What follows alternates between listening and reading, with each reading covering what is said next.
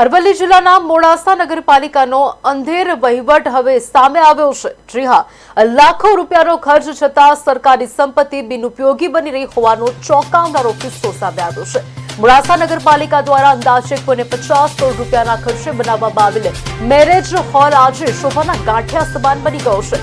ઉદ્ઘાટન બાદ એક પણ દિવસ આ હોલ ભાડે વપરાયો નથી, જેનાથી સરકારી નાણાંનો બગાડ થવાનો પ્રશ્ન ઉઠી રહ્યો છે। હાલત એટલી ગંભીર છે કે આ મેરેજ હોલ ગંદકીથી ઘેરાઈ ગયો છે અને પશુના વસવાટનું કેન્દ્ર બની ગયો છે, જેના કારણે આ ઇમારત હવે ખંડેર જેવી સ્થિતિમાં પહોંચી ગઈ છે। ચોંકાવનારી વાત એ છે કે મેરેજ હોલની બાજુમાં જ નગરપાલિકા દ્વારા ડમ્પિંગ સાઇટ ઊભી કરી દેવામાં આવી છે, જેના કારણે આસપાસના વિસ્તારમાં દુર્ગંધ ફેલાઈ રહી છે અને સ્થાનિક લોકો મુશ્કેલીમાં મુકાયા છે।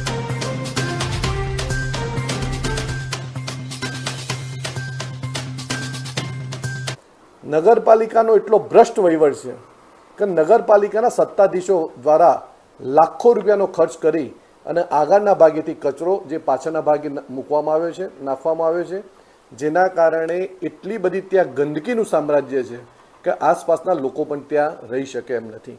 સાથે સાથે ત્યાં એટલી બધી ગાય માતાઓ અંદર કચરાની અંદર પણ ફરે છે। જે મેરેજ હોલ કરોડો રૂપિયાનો જે ખર્ચ કર્યો હતો એ આજે બધા તમામ રૂપિયા પાણીમાં ગયા છે। એટલે નગરપાલિકાના ભ્રષ્ટ વહીવટ જે ભાજપ સરકારનો છે એની સામે કોંગ્રેસે આજે અવાજ ઉઠાવ્યો છે અને આગામી દિવસોમાં આ કોંગ્રેસના શાસન ભ્રષ્ટાચાર મુક્ત લાવવા માટે